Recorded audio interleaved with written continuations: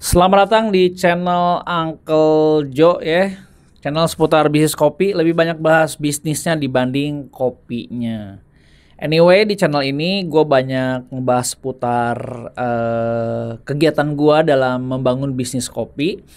Jadi anyway, gue punya kedai kopi ya sejak 2018, 2017 akhir gue ngebangunnya. 2018 Februari gue buka. Dan cukup berkembang sampai hari ini ya. Gua ada 5 outlet. Di Bogor ada 3, di Depok 1 sama di Bekasi. Tapi sejak gua buka franchise, gua stop karena gua mau membangun sistem gua yang lebih better. Terus lebih banyak ngebantuin kedai kopi orang.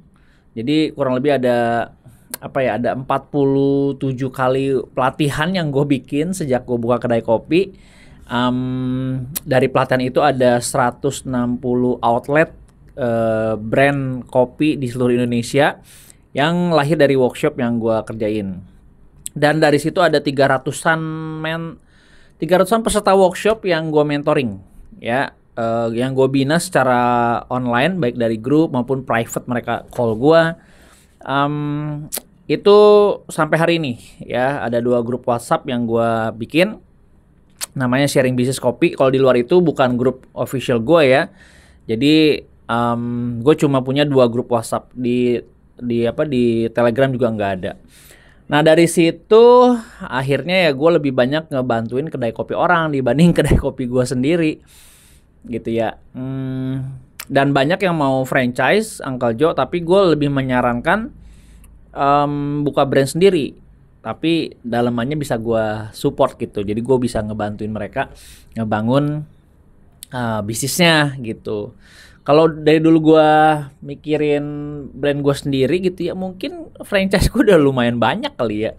Tapi nggak ke situ goalsnya. Gue lebih tertarik sama biar inline sama tujuan dari workshop yang gue lakukan, yaitu melahirkan pengusaha baru di Indonesia.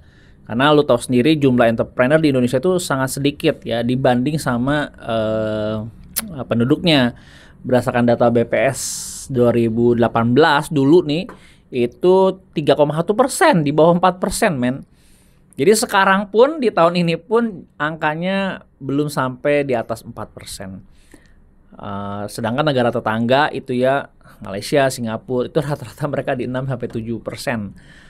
Dan kita kan negara gede gitu, jadi harusnya sih di angka 12% untuk dikatakan negara maju gitu. Jadi kurang lebih itu visi misi gue untuk kenapa gue sangat concern di bisnis ya. Cuman kendaraannya kedai kopi ini satu kendaraan untuk gue mencapai tujuan itu. Karena bisnis kopi itu unik nih teman-teman. Jadi bisnis yang bisa kompatibel sama bisnis yang lain. Kalau lu profesinya dokter gitu ya, lu punya kedai kopi itu sangat sangat mensupport gitu. Lu arsitek, lu desain interior, lu digital marketer, lu agen asuransi, lu agen MLM, lu profesi lu sebutin profesi, you name it lah, apapun profesinya, lu kompatibel kalau lu punya bisnis kopi gitu. Dan gua banyak membantu teman-teman mewujudkan mimpinya punya kedai kopi. Yang gua kerjain langsung ya, yang tangan gua langsung itu ada di Persamaan Kopi di Kebonjeruk Jaksel, Jakbar dan Jaksel ya, perbatasan. Lalu ada di BSD Merintis Rasa, lalu lompat ke Semarang Skala Bumi, lalu ada di Makassar. Dari Semarang gua ke Makassar di An Hour Kopi. Dari An Hour gue lompat ke Larasa Kopi di Andara Jaksel. Dari Andara gue ke Cipanas ya, Cianjur sana, Kabupaten Cianjur. Dan di Kelapa Gading ada satu lagi, tapi dia belum gue sebutin. Dia udah kontrak sama gue, dia full payment sama gue.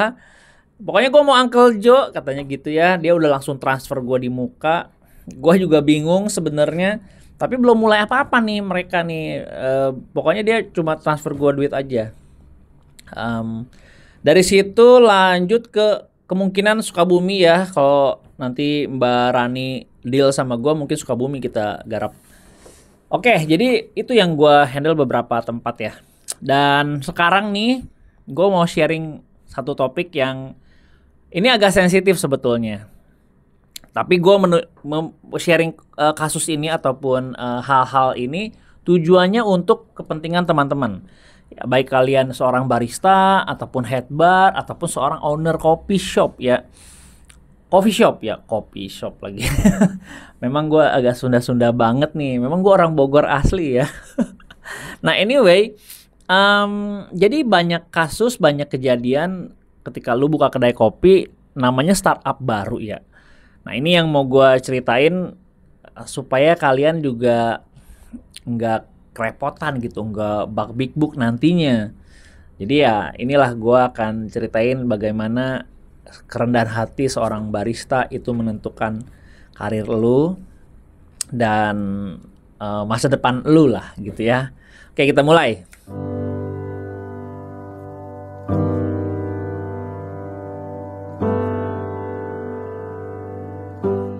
Nah, jadi begini, teman-teman. Ada satu kasus, ada satu case di mana ketika lu mau buka kedai kopi, lu butuh orang yang udah punya experience, bener gak?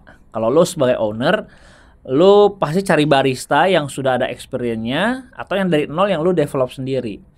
Nah, kalau develop sendiri, lu takes time, lu butuh waktu, bener kan? Lalu kalau misalkan seorang owner yang nggak ada waktu buat ngurusin bisnisnya, pasti lu butuh orang yang ahli, yang skillnya udah ada. Gak mungkin semuanya nol gitu. Nah dulu waktu gue bikin kedai kopi juga sama. Gue ada dari 4 orang barista gue, 1 yang dia harus punya kemampuan. Tapi jadi problemnya adalah kalau lu basicnya nol sebagai owner dan lu mengandalkan si orang yang ada ahli ini, dia lebih cenderung ngatur. Ya karena kan dia tahu bahwa owner ini nggak tahu kopi gitu, nggak ngerti apa-apa tentang kopi. Sedangkan barista ini sudah punya experience, bisa bikin latte art, tahu tentang kopi, udah duluan lah. Tapi dia barista nih, barista tuh employee ya, karyawan yang digaji sama lu. Nah, hanya saja nih problem yang gue sampai hari ini belum menemukan seorang barista yang punya experience atau head bar yang punya kerendahan hati, yang humble, yang mau mengosongkan dirinya untuk membangun sesuatu yang baru dalam karirnya. Itu gue belum menemukan. Gue nggak tahu kenapa. Ya, jadi ketika gue interview sama barista yang sudah punya experience, cenderung apa ya? Cenderung besar kepala gitu. Nggak semuanya ya. Mungkin gue belum menemukan, mungkin. Tapi nggak semuanya begitu. Gue yakin. Tapi gue belum menemukan aja selama gue 4 tahun, selama gue membantu teman-teman kedai kopi, owner kedai kopi pun mengatakan hal yang sama. Nggak ada nih barista yang sudah punya experience, yang sudah punya pengalaman kerja, bahkan di portofolionya begitu luar biasa, tapi pada saat kenyataan di lapangan, nihil gitu. Kayak, lu kok jadi malah ngerusak gitu ya? Kenapa ya? Kenapa nih? Ini jadi satu tanda tanya besar nih. Kenapa barista yang punya experience, kok lu nggak bisa punya kerendahan hati untuk mengosongkan diri gitu, bahwa di tempat yang baru ini membangun sesuatu yang baru, budaya yang sesuai dengan sistem yang baru, bukan budaya lu yang habitnya lu dibawa ke situ, bukan. Tapi membangun budaya baru, sistem yang baru. Nah ini yang menurut gua perlu dijawab sama teman-teman barista head bar ya. Lu punya kemampuan secara teknis luar biasa, tapi attitude-nya parah men. Kenapa? Karena sombong atau apa nih? Coba deh, lu yang ngalamin hal yang sama gua, coba komen di below deh. Ya, bener gak sih kayak gini? Atau memang salah nih perspektif gua ataupun experience gua belum menemukan. Coba kalian bantu gua untuk mencari siapa kalian yang punya kemampuan tapi humble. Ya, humility-nya nggak ada. Ya, bahasa mana lagi nih humility nih? Tapi poinnya ya, nangkep ya. Gua sampai hari ini belum ketemu barista yang udah punya kemampuan, yang punya skill, yang punya experience-nya 3-4 tahun. Tapi dia punya hati yang kerendahan hati yang apa ya, yang bagus untuk membangun satu sistem bersama gitu. Apakah karena gue ada di UMKM, nih di teman-teman UMKM nggak ada, mungkin di corporate ya, gue nggak tahu nih, mungkin ada yang nonton ya, Fikri Raharja ataupun Muhammad Aga, mungkin lu bisa komen juga di sini. Gue belum ketemu ya jangan sampai gue punya perspektif yang salah nih tentang barista yang punya kemampuan. Kenapa gue nggak menemukan itu? Ya tolong dibantu nih ya teman-teman. Nah jadi kasusnya adalah ketika yang terdekat Larasa Kopi itu kan Larasa Kopi memilih untuk tidak menggunakan headbar. Gue udah tawarin sih 3 bulan yang lalu ketika sebelum mulai mau headbar gak sekalian nih segini penawarannya. Dia bilang kayak enggak deh uncle, gue lebih suka sendiri, gue pengen coba belajar sendiri kata ownernya. Tapi gue ngomong cerita begini nih supaya experience teman-teman bisa belajar ya dari experience ini ya, dari hal-hal yang terjadi di sini. Bukan mendiskreditkan seseorang ataupun brand atau enggak ada ya. Jadi gue sangat punya kepentingan untuk Larasa ini menjadi brand yang bagus, rame dan disukai oleh banyak orang. Gue punya kepentingan itu. Jadi tujuannya gue bikin video ini pun untuk edukasi aja buat kita sama-sama belajar. Nah Larasa Kopi gue suka sekali dengan eksekusi dia membangun sebuah konsep. Jadi konsep yang udah gue bikin itu dieksekusi sempurna sama mereka. Bagus banget deh pokoknya. Ya memang sih beberapa kedai kopi yang gue handle langsung banyak banget pondasinya tuh Uncle Joe banget gitu. Kayaknya kelihatan Uncle Joe mirip-mirip sama Uncle Joe gitu. Tapi ya itu memang karakter gue. Dan gue berharap sih dari pondasi yang gue bangun itu mereka bisa berkembang, bisa growth, bisa upgrade gitu ya dari apa yang udah gue bangun. Nah singkat punya cerita nih, jadi udah gue interview kan, lewati masa-masa interview, cari dong dari yang dibutuhkan 4 orang barista, 3-nya mungkin dari nol basic, belum punya basic, tapi ada 1 yang punya kemampuan gitu. Nah yang punya kemampuan ini yang kita lagi cari nih siapa nih? Karena kan memang nggak memutuskan untuk tidak punya headbar. Kalau udah bilang dari awal mau headbar uncle, gue udah siapin tuh, entah itu Aja, entah itu Via, entah itu Basit mungkin untuk handle di Larasa Kopi. Tapi karena nggak diputuskan kayaknya mau coba sendiri, ya udah akhirnya tanpa headbar lah. Jadi kita nyari headbar di luar Uncle Joe gitu. Akhirnya ketemu 1 anak nih, wah mentereng nih portonya mentereng, followers Uncle Joe juga, tahu gua juga gitu ya. Dan ya udah akhirnya gue interview dan ekspektasi gue jujur gue sih agak ragu karena bukan gue yang develop ya. Jadi barista itu kalau dari nol kita develop, kita tahu kayak misalkan contoh Emir atau Aja, gue tahu banget detailnya mereka dari nol, soalnya gue yang develop nih mereka dari nol nih, dari bener-bener kosong sampai sekarang Emir bisa menghandle beberapa coffee shop gitu. Dipercayakan untuk menghandle coffee shop. Jadi gue tahu gitu orang yang gue develop. Nah kalau yang bukan gue develop, gue nggak tahu nih attitude-nya gimana, lalu karakternya seperti apa, prinsip-prinsip dalam kehidupannya, gue nggak tahu gitu. Karena walaupun punya kemampuan ya, walaupun skillnya bagus ataupun ada kemampuan, tapi masalahnya untuk membangun sebuah bisnis baru di tempat kerja lu yang baru, lu perlu ngikutin sistem yang dibangun sama si kedai ini gitu. Jadi gua nggak mau Larasa itu dibangun berdasarkan Uncle Joe gitu, enggak.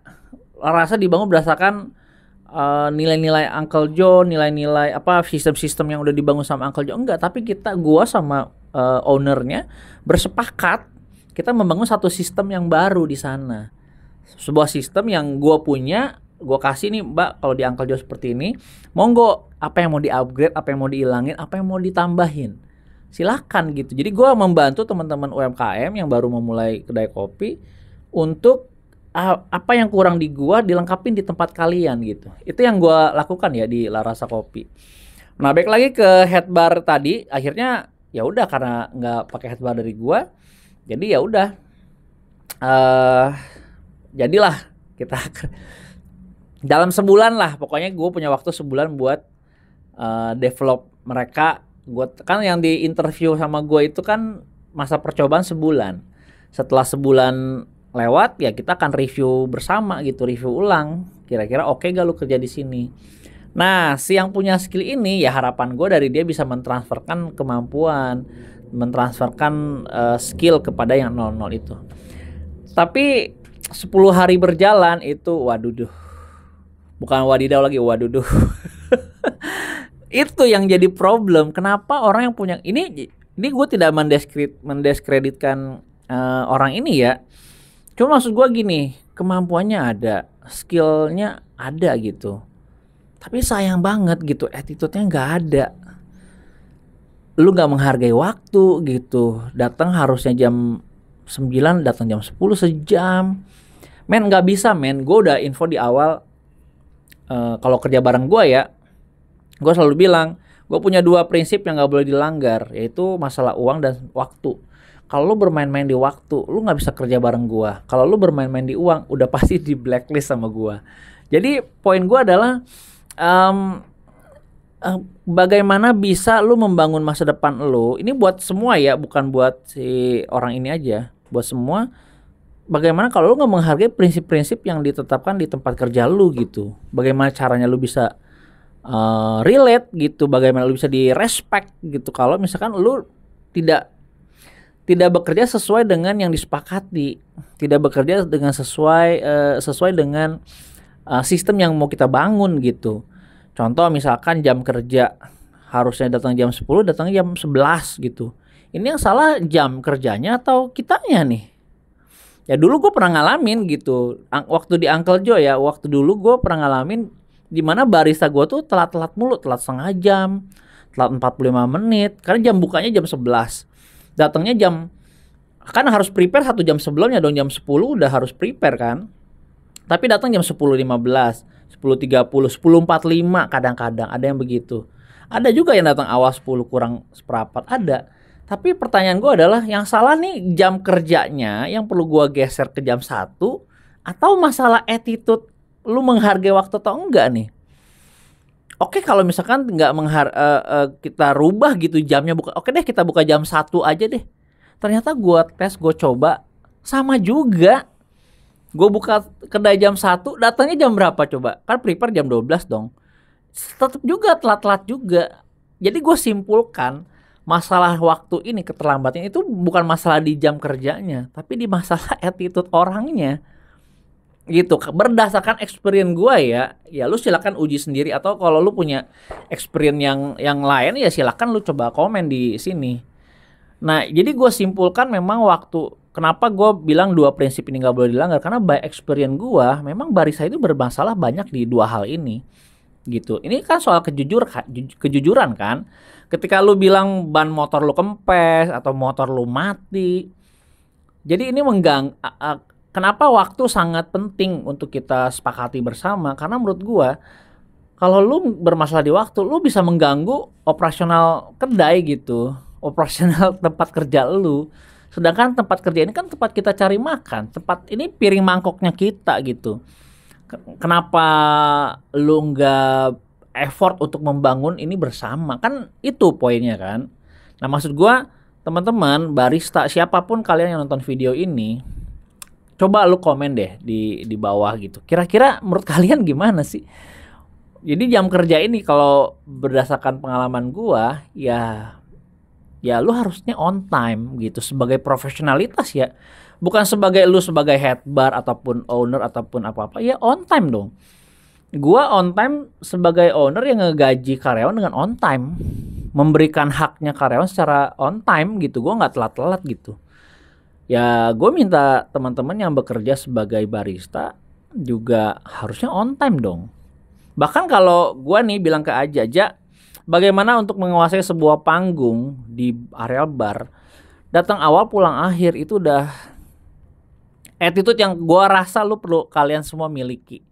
Ya, kalau teman-teman nih sebagai barista atau head bar, kalau lu mau jadi teladan, lu mau jadi punya pengaruh, punya respect di tempat kerja lu, datang awal, pulang akhir, ya. Bos lu pasti suka banget. Ya. Kalau bos suka, nyaman bekerja, kita bisa kolaborasi bareng membangun karya. Gua rasa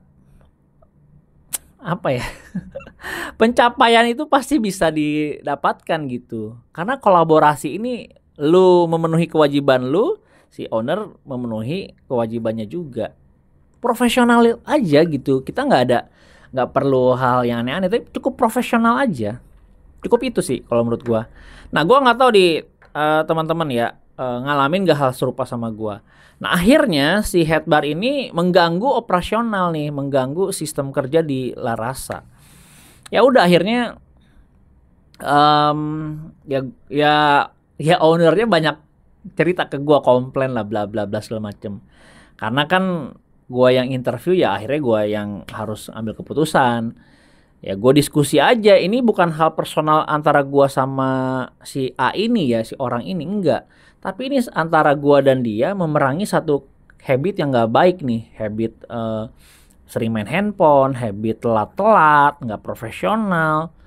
Habit ini perlu kita berantas bersama. Jadi bukan gua versus dia, tapi gua dan dia versus habit ini. Ini yang nggak boleh terjadi, teman-teman. Nah, maksud gua ya kita harus bangun sama-sama lah. Kan tujuannya untuk kebaikan kalian semua, buat kebaikan kalian kan. Toh bukan sesuatu yang dituntut harus extra miles gitu ya. Ini hal yang standar dalam bekerja gitu. Sudah sewajarnya kita sebagai karyawan, sebagai barista datang tepat waktu.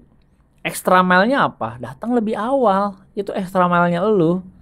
Gitu loh. Kalau datangnya terlambat sehari 2 hari, komunikasi sama tim gak baik, gak punya kedisiplinan, datang pakai celana jogger gitu ya, training, celana olahraga, men, ayolah, profesional lu ada di mana? Kan kurang lebih itu pertanyaan gua, permasalahan kita nih.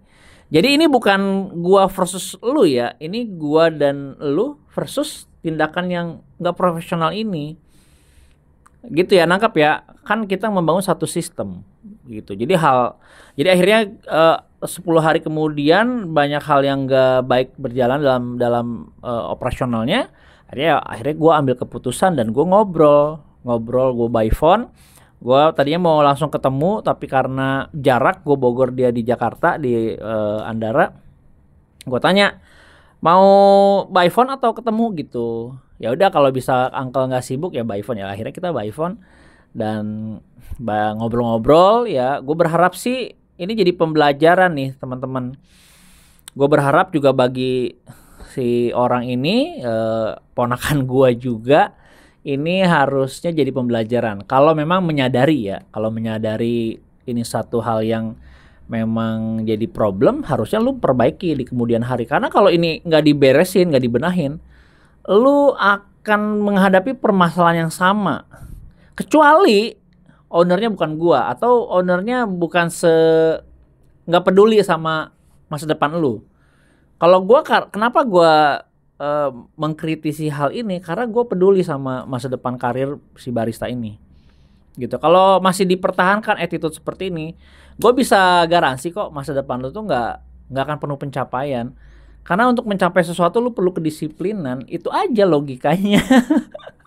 Ya, jadi itu yang terjadi teman-teman. Jadi gue rasa bantu gue untuk menemukan seseorang yang punya isi, tapi dia seperti padi, nunduk gitu. Jadi dia mau belajar, mau mengosongkan dirinya untuk memulai hal baru. Ya, ini era pandemi, banyak hal yang kena pemutusan hubungan kerja. Jadi skill ataupun kemampuan lu di tempat yang lama, lu harus, bukannya lu mengosongkan, dibuang, enggak, tapi kosongkan diri untuk belajar hal baru di tempat yang baru, dengan sistem yang baru, dengan orang-orang yang baru. Gitu. Lu nggak bisa mempertahankan apa yang lu punya, lu paksakan masuk ke sistem di tempat baru, itu nggak bisa. Ya teman-teman, sebagai barista, sebagai head bar, gue juga bersentuhan banyak sama kalian. Tentu kita harus punya skema kolaborasi yang paling oke, yang paling asik, yang bisa menguntungkan satu sama lain. Ya, di lu happy, di gue happy, di teman-teman juga bisa happy di partner kerja lu. Gue rasa itu aja sih yang mau gue share di vlog kali ini. Semoga video ini bisa membantu, bisa kita bedah bersama, kita bisa perangi bersama hal-hal yang tidak profesional dalam pekerjaan. Semoga di kemudian hari kita bisa ketemu, bisa berkolaborasi di lain hal. Dan thank you yang udah nonton. Kalau kalian punya pertanyaan atau punya kasus serupa atau punya hal-hal yang mau lu sampaikan, lu komen di below. Nanti gue akan bedah di Instagram gue. Thank you udah nonton, sampai ketemu. Bye-bye. you ya yang udah nonton video ini. Jangan lupa subscribe sebagai bentuk dukungan lo terhadap